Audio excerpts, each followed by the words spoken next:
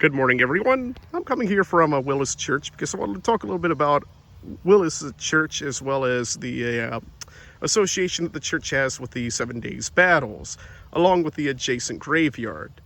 Now, the current structure you see up here is a newer building from the original church that was at this location.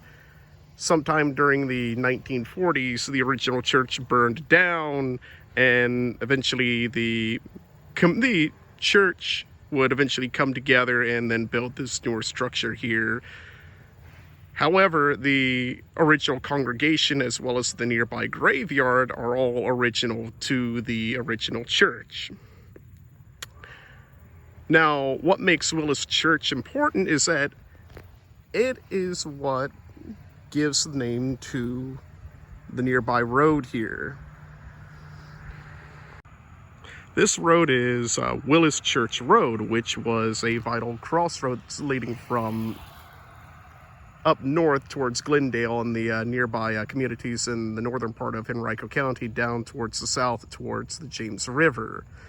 This road was vital because when George McClellan would eventually conduct his entire relocation of his main supply depot from up further north towards the Potomac River all the way down to the James, he would eventually bring all of his supply convoys as well as his entire army down through this way. And they would eventually go past this church and the nearby church graveyard. However, before they could fully evacuate, the Confederate Army would eventually catch up to them here at the Battle of Glendale. The church, along with the nearby graveyard and the nearby area around the church, would see much of the action during the entire battle, which ultimately ended with a general stalemate, for the lack of a better term. The Confederates didn't really achieve their objective of crushing the Union Army, but the Union Army didn't fully repulse them back either. Excuse me, I have a little bit of a cough, so you'll have to bear with me with that.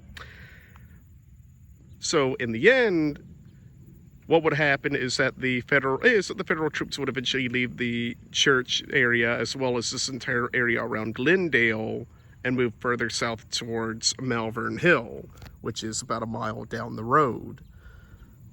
And what would eventually happen is that the Confederate troops would eventually reach this location and then use the church as well as the adjacent graveyard, which is right over here, as a makeshift field hospital. Now, a lot of the graves here, after I've gone through here a couple of times, most of them date to around the 1880s and 1890s and further from that date. So most of these are post-war burials.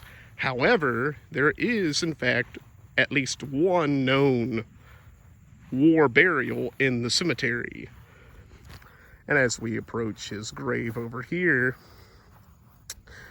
we'll talk a little bit about Joel Blackard here. He was a member of the 7th Virginia Infantry and had joined sometime around 1861.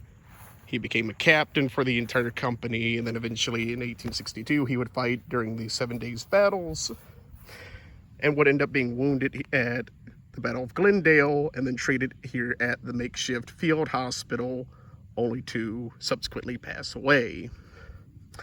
He was then buried here at this little cemetery, at least in the graveyard here. And unlike a lot of other graves where they were eventually exhumed and then brought to, say, Oakwood Cemetery, Hollywood Cemetery, or some of the others in Richmond, his remains were actually left here at the church graveyard until this very day. Sometime in the 2000s, they would eventually put this headstone up to honor Captain Joel Blackard. So, if you ever want to come over here to this little church graveyard, it's actually not too far.